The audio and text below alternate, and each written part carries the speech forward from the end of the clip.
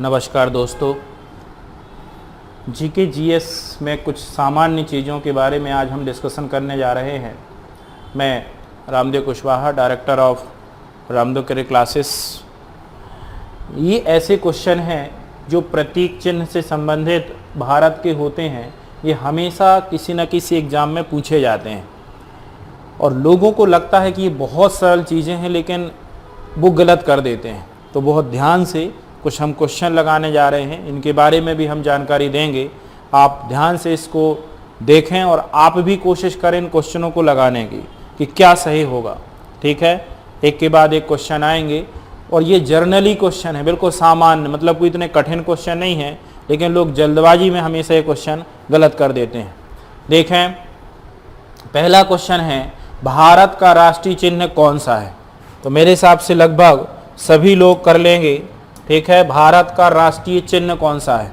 अशोक की लाट, लाल किला, मछली और धनुष, शिवम तीर और सांची का स्तूप।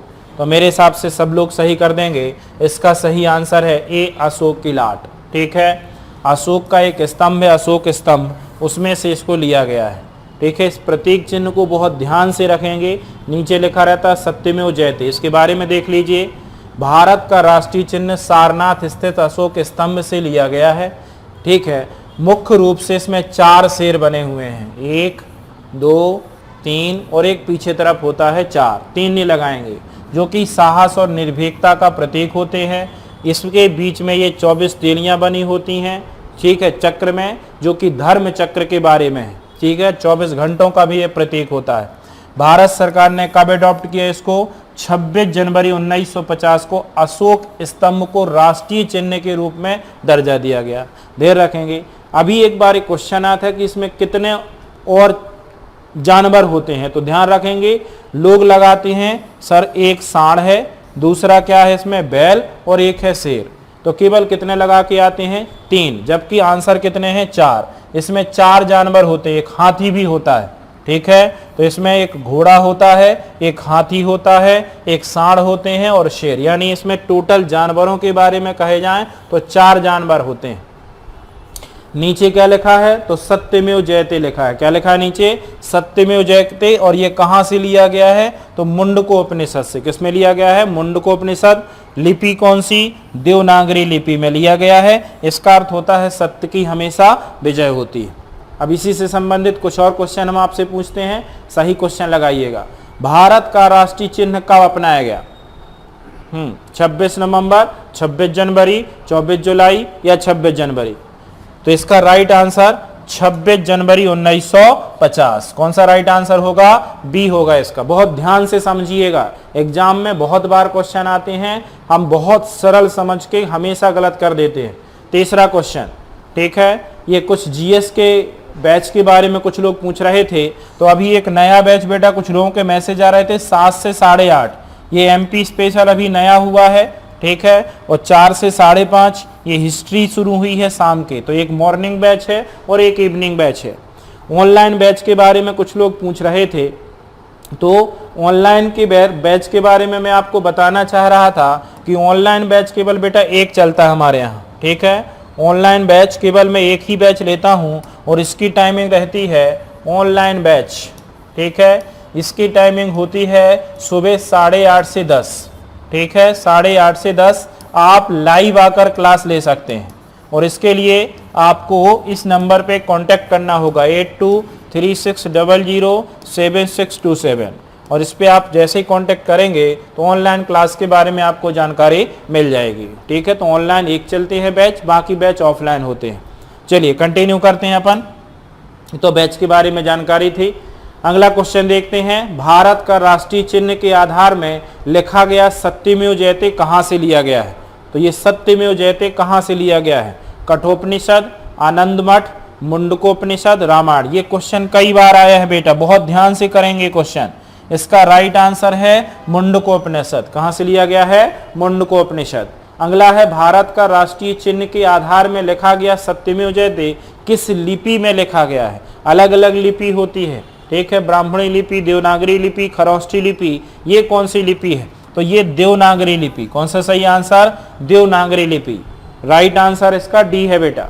5वां है अशोक स्तंभ में कुल कितने जानवरों के चित्र हैं, तो लोग केवल 3 लगाते हैं, जबकि जानवर कितने होते हैं इसमें 4। और 4 में ध्यान रखेंगे कौन कौन होते हैं, तो एक होते हैं सिंह, और कौन होता है, एक हाथी होता है, और कौन होता है, एक बैल होता है, और कौन होता है बेटा, एक सांड होता है। तो ये 4 होते हैं, आंसर इसका बी है। ठीक है, नेक्स्ट भारत का राष्ट्रीय ध्वज, ये तो अलग दिखता है आपको, ठीक है, ये नहीं लगा देना बीजेपी, ये है ए राष्ट्रीय, जिसका अनुपात, इसके बारे में भी ध्यान रखेंगे, अनुपात होता है 3:2। कितना अनुपात होता है, 3 होती इसकी लंबाई और 2 होती है इसकी चौड़ाई। ठीक है, इसके बीच में एक चक्र बना होता है जिसमें कुल कितनी तीलियां होती हैं, तो राइट आंसर इसका 7वें का बी। क्या है इसका, बी। बहुत इंपॉर्टेंट है, हर एग्जाम में ये जर्नल क्वेश्चन आते हैं।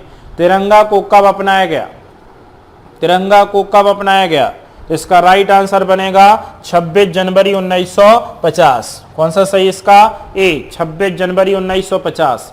8वें का क्या हो जाएगा, 8वें का हो जाएगा इसका ए, सॉरी राष्ट्रीय ध्वज को, सॉरी राष्ट्रीय ध्वज को 22 जुलाई 1947। 8वें का हो जाएगा सी, गलत हो गया था वहां, सी हो जाएगा इसका।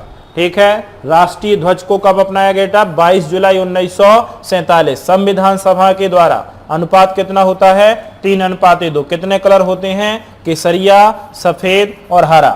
ठीक है, बीच में 24 तीलियों वाला एक चक्र होता है। ठीक है, केसरिया रंग त्याग बलिदान का प्रतीक है, सफेद रंग शांति सत्य पवित्रता का प्रतीक है, हरा रंग हरियाली और समृद्धि का प्रतीक है। सबसे पहले भारतीय तिरंगा तैयार किया था पिंगाली वेकैया, ये वेरी इंपॉर्टेंट है, कई एग्जाम में आया है पिंगाली वेकैया। ठीक है, चलिए कुछ क्वेश्चन और लगाते हैं। राष्ट्रीय ध्वज तिरंगा के स्वरूप को किसने तैयार किया था, महात्मा गांधी, जवाहरलाल नेहरू, वल्लभ भाई पटेल या पिंगली वेकैया। इसका राइट आंसर होगा बेटा डे। क्या होगा राइट आंसर, डे, पिंगली वेकैया। नेक्स्ट, राष्ट्रीय ध्वज तिरंगा की लंबाई और चौड़ाई, ध्यान रखेंगे लंबाई और चौड़ाई, तो लंबाई 3, चौड़ाई 2। आंसर क्या बनेगा, 3:2। 2:3 नहीं कर देना। ठीक है, सी बनेगा। राष्ट्रगान के बारे में ध्यान रखना, रविंद्रनाथ टैगोर के द्वारा लिखा गया, जनगण मन गीतांजलि से लिया गया है। ठीक है, संविधान सभा ने कब अपनाया है, 24 जनवरी को। कब गाया गया था, 1911 में कलकत्ता अधिवेशन में। और कितना समय होता है, 52। बेटा एक ध्यान रखना, इसमें हम दोनों आपको दिखाई दे रहे हैं, इसमें दोनों चीजें याद रखना। एक होता है राष्ट्रगान, बिल्कुल इसको याद रखना है, राष्ट्रगान। राष्ट्रगान कौन सा है, जन गण मन। ठीक है, और एक पूछा जाता है राष्ट्रगीत। राष्ट्रगीत ये होता है वंदे मातरम। वंदे मातरम मैंने कई बार इसको समझाया, लेकिन बहुत ध्यान रखना है, वंदे मातरम। ठीक है, वंदे मातरम। अब पूछा जाए कि राष्ट्रगान के रचनाकार कौन है, तो राष्ट्रगान के रचनाकार हैं रविंद्रनाथ टैगोर। कौन है, रविंद्रनाथ टैगोर। और राष्ट्रगीत के रचनाकार कौन हैं, तो इसके रचनाकार हैं बंकिम चंद्र चटर्जी। बंकिम चंद्र चटर्जी। ठीक है, पूछा जाए राष्ट्रगान कौन सी पुस्तक से लिया गया है, तो इसमें बुक का नाम क्या है बेटा, गीतांजलि। कौन सी बुक है, गीतांजलि। ये गीतांजलि से लिया गया है। और ये किससे लिया गया है, तो इसमें बुक याद रखना है आनंद मठ। कौन सी बुक है, आनंद मठ। ठीक है, फिर पूछा जाता है ये कितने समय में गाया जाता है, तो ये 52 सेकंड में गाया जाता है। और ये कितने सेकंड में गाया जाता है, तो ये 65 सेकंड में गाया जाता है। दोनों बहुत याद रखेंगे, जल्दबाजी में गलत नहीं करेंगे। और ये तब होता है जब आपका कॉन्सेप्ट क्लियर होता है, और कॉन्सेप्ट गलत होते हैं तो आंसर हमेशा ही गलत करके आते हो। राष्ट्रगान पहली बार कब गाया गया, तो ये पहली बार गाया गया था 1911 में। ठीक है, दिल्ली दरबार, या दिल्ली दरबार ऑप्शन में ना मिले तो कोलकाता अधिवेशन। ठीक है, दिल्ली दरबार। और राष्ट्रगीत वंदे मातरम पहली बार 1896 में गाया गया था कोलकाता अधिवेशन में। कोलकाता अधिवेशन में। ठीक है, अब इसमें ध्यान रखेंगे कि यदि राष्ट्रगान पूछा जाता है कि राष्ट्रगान को कब अपनाया गया, तो जो बाद में गाया गया वो पहले अपना लिया गया था, यानी 24 जनवरी 1950 को इसे एडॉप्ट कर लिया गया था, अपनाया गया। ठीक है, ये पहली बार गाया गया और ये पहली बार गाया गया है 1896 में, तो इसे अपनाया गया, यानी ये पहले गाया गया तो बाद में अपनाया गया, यानी ये अपनाया गया है 26 जनवरी 1950। कई किताबों में बहुत गलत दिया है, नेट तक में गलत है, आप ध्यान से रखेंगे, इसको स्क्रीनशॉट ले लीजिए और सेव कर लेंगे। ठीक है, चलिए आगे बढ़ते हैं, नेक्स्ट देखते हैं। अगला क्वेश्चन, भारत का राष्ट्रीय गान कौन सा है, तो भारत का राष्ट्रीय गान है जन गण मन। कौन सा है, जन गण मन। 11वें का क्या सही रहेगा, डी। राष्ट्रीय गान जन गण मन के रचयिता कौन है, तो इनके रचयिता हो जाएंगे रविंद्रनाथ टैगोर। 12वें का क्या हो जाएगा, बी। 12वें का क्या हो जाएगा, बी। 13वां, भारत का राष्ट्रीय गान जन गण मन कब अपनाया गया।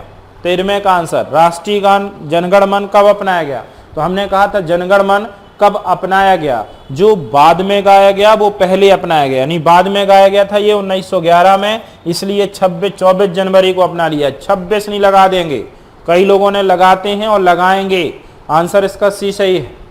14वां है, भारत में राष्ट्रीय गान जनगण मन की समयावधि कितनी होती है, तो 52 सेकंड। जनगण मन कितने समय में, 52 सेकंड, और राष्ट्रीय गीत वंदे मातरम 65 सेकंड। यदि शुरू की लाइनें दो कही जाएं तो ये गाई जाती हैं केवल 20 सेकंड में। कितने सेकंड में, 20 सेकंड में। 15वां क्वेश्चन, भारत का राष्ट्रीय गान जनगण मन पहली बार कब गाया गया, तो राष्ट्रीय गान जनगण मन पहली बार गाया गया था बेटा 1911 में। ठीक है। 16वां, राष्ट्रीय गान जनगण मन किसके द्वारा गाया गया, सरोजनी नायडू, सरला देवी चौधरानी, आशा भोसले, सोनू निगम। कई लोग गलत करते हैं ये, जबकि बिल्कुल सिंपल चीजें हैं, अपने देश के बारे में है, और ये नहीं कह रहा कि इंटरव्यू दे रहे हैं या कहीं उसके लिए जमान्य जानकारी है, ये सबके पास होना चाहिए। जीके जीएस में मैं बार बार कहता हूं कि जीके का मतलब होता है journal study, GK general knowledge सबको होना चाहिए। केवल आप मन में ये मत कि हमें कौन सी तैयारी करनी है, देश के बारे में जानना, भारत के बारे में जानना, भारत की राजनीति के बारे में जानना। ठीक है, क्या इसमें कौन सा इतना वो है, तो जनरल नॉलेज होना चाहिए सबको। कुछ लोगों को रहता हमें कौन सी तैयारी करना, अरे जर्नल चीजें सबके पास होना चाहिए। इसका सही आंसर है सरला देवी चौधरानी। 16वें का आंसर होगा बी। नेक्स्ट, राष्ट्रीय गान जनगण मन की मूल रूप में किस भाषा में लिखा था, तो अमार सुनार बांग्ला, यानी बांग्ला भाषा में था। 17वें का क्या हो जाएगा, 17वें का सी। ठीक है। 18वां, भारत का राष्ट्रीय गीत कौन सा है, अब राष्ट्रीय गीत की बात कर रहे तो वंदे मातरम। 18वें का हो जाएगा बी, वंदे मातरम। राष्ट्रीय गीत वंदे मातरम के रचयिता कौन है, तो राष्ट्रीय गीत वंदे मातरम के रचयिता हैं बंकिम चंद्र चटर्जी। 19वें का हो जाएगा सी। नेक्स्ट, भारत का राष्ट्रीय गीत वंदे मातरम किस उपन्यास से लिया गया है, इसमें गलत नहीं करेंगे बेटा, ये लिया गया है आनंद मठ से। किससे लिया गया है, आनंद मठ। 20वें का सही है सी। नेक्स्ट, ये है राष्ट्रीय गीत के बारे में। राष्ट्रीय गीत वंदे मातरम की रचना 1876 में बंकिम चंद्र चटर्जी ने संस्कृत भाषा में की थी, बाद में इसको बांग्ला भाषा में ट्रांसलेट हुआ था। 24 जनवरी 1950 को अपनाया गया, पहली बार 1896 में गाया गया था कोलकाता अधिवेशन में। आनंद मठ से लिया गया है, कहां से लिया गया है, आनंद मठ से। नेक्स्ट, भारत का राष्ट्रीय गीत वंदे मातरम कब अपनाया गया, तो ये बाद में अपनाया गया, पहले गाया गया वो बाद में, तो राष्ट्रीय गीत पहले गाया गया था तो बाद में अपनाया गया। तो इसमें आंसर इनमें से कोई नहीं होगा, अब लोग बी लगाएंगे इसमें, जबकि इसका आंसर बेटा डी है। 21 का राइट आंसर क्या हो जाएगा, डी। ध्यान रखेंगे इसको। ठीक है।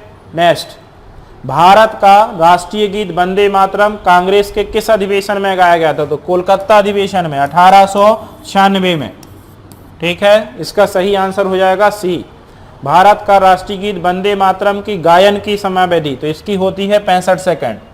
ठीक है। 23 का हो जाएगा बी। 24, भारत का राष्ट्रीय पंचांग कौन सा है, तो ये हमारा जो पंचांग है वो कौन से आधारित है, शक संवत पर। किस पे आधारित है, शक संवत पे, तो 24 का आंसर हो जाएगा बी, शक संवत पे आधारित है। नेक्स्ट, भारत का राष्ट्रीय कैलेंडर शक संवत कब अपनाया गया, तो ये हमने अपनाया था 22 मार्च 1957 को। 25 का राइट आंसर हो जाएगा कौन सा? ए। 25 का राइट आंसर हो जाएगा ए। 26 भारत का राष्ट्रीय मुद्रा चिन्ह, ठीक है, तो ये है मुद्रा चिन्ह भारत का, ठीक है, ये है भारत का राष्ट्रीय मुद्रा चिन्ह। ध्यान रखेंगे किसने दिया था भारत का राष्ट्रीय? तो उदय कुमार। किसने दिया था? उदय कुमार। नाम याद रखेंगे, ये प्रतीक चिन्ह किसने बनाया था? उदय कुमार ने, ठीक है। कब शुरू हुआ था ये? 15 जुलाई 2010 को। जैसे यूरोप होता है, डॉलर होता है, पौंड होता है, एन होता है, ऐसे ही भारत का प्रतीक चिन्ह देवनागरी लिपि आर और रोमन लिपि आर, इन दोनों को मिला करके इस तरीके से बनाया गया है, ठीक है। नेक्स्ट,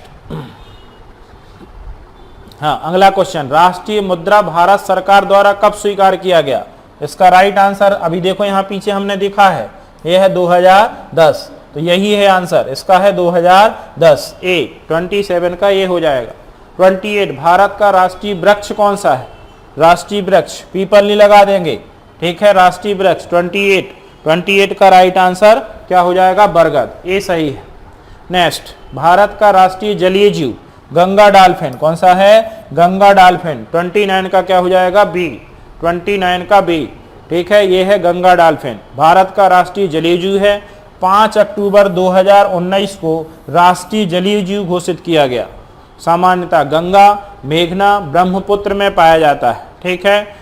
राष्ट्रीय वन्यजीव संरक्षण अधिनियम 1972 के तहत, और 5 अक्टूबर को ध्यान रखेंगे डॉल्फिन दिवस के रूप में भी मनाया जाता है, ठीक है। नेक्स्ट, भारत का राष्ट्रीय पुष्प कौन सा है? तो कमल का फूल। कौन सा है? कमल का फूल। 30 का क्या हो जाएगा? सी। राष्ट्रीय विरासत पशु हाथी। राष्ट्रीय विरासत पशु हाथी। नेक्स्ट, भारत का राष्ट्रीय पक्षी, ये सबसे बन जाएगा मोर। राष्ट्रीय पक्षी कौन है? मोर। नेक्स्ट, राष्ट्रीय फल कौन सा है? तो राष्ट्रीय फल कौन है? मैंगो, आम। 33 का ए। 34 राष्ट्रीय पशु कौन सा है? तो राष्ट्रीय पशु हो जाएगा बाघ। कौन हो जाएगा? बाघ। 34 का सही आंसर क्या हो जाएगा? बी। 35 भारत का राष्ट्रीय मिठाई कौन सी है? ध्यान रखेंगे जलेबी। कौन सी है? राष्ट्रीय मिठाई है कौन सी? जलेबी, ठीक है। राष्ट्रीय सब्जी कौन सी है? तो राष्ट्रीय सब्जी, अब चित्र बना है तो आप जरूर बता दोगे, अन्यथा गलत कर देते, कद्दू। 36 का क्या हो जाएगा? ए, कद्दू। राष्ट्रीय भोजन कौन सा है? चोखा बाटी, पानी पूरी, यही खाते हो और क्या? खिचड़ी, पूड़ी, सब्जी। तो राष्ट्रीय भोजन ध्यान रखेंगे, राष्ट्रीय खाद्य पदार्थ कह सकते हैं, खाद्य पदार्थ, ठीक है। और ये है कौन? खिचड़ी। राष्ट्रीय खाद्य पदार्थ कौन है? खिचड़ी। तो खाद्य पदार्थ यदि पूछा जाता है राष्ट्रीय कौन सा है, तो खिचड़ी, ठीक है। एक स्टेटमेंट है, खुद की औकात होगी तो दुनिया भी कद्र करेगी। खुद की औकात होगी तो दुनिया भी कद्र करेगी। किसी के इर्द गिर्द खड़े होने से किरदार ऊंचे नहीं होते, ठीक है। खुद की औकात होगी तो दुनिया कद्र करेगी, किसी के साथ खड़े होने से, इर्द गिर्द खड़े होने से किरदार ऊंचे नहीं होते। आपको अपने किरदार ऊंचे बनाने पड़ेंगे। इतना सफल हो जाइए कि दूसरे लोग, आप दूसरों के साथ फोटो ना खींचें, बल्कि दूसरे लोग आपके साथ फोटो खींचने के लिए तैयार रहें। पढ़ते रहें, खूब मेहनत करें और सफलता हासिल करें, ठीक है। जहां तक जो आपको सहयोग की जरूरत पड़ेगी आप बिल्कुल मुझे कॉल कर सकते हैं, ठीक है। कोचिंग आ सकते हैं, संपर्क कर सकते हैं। बहुत बहुत धन्यवाद। Thank you.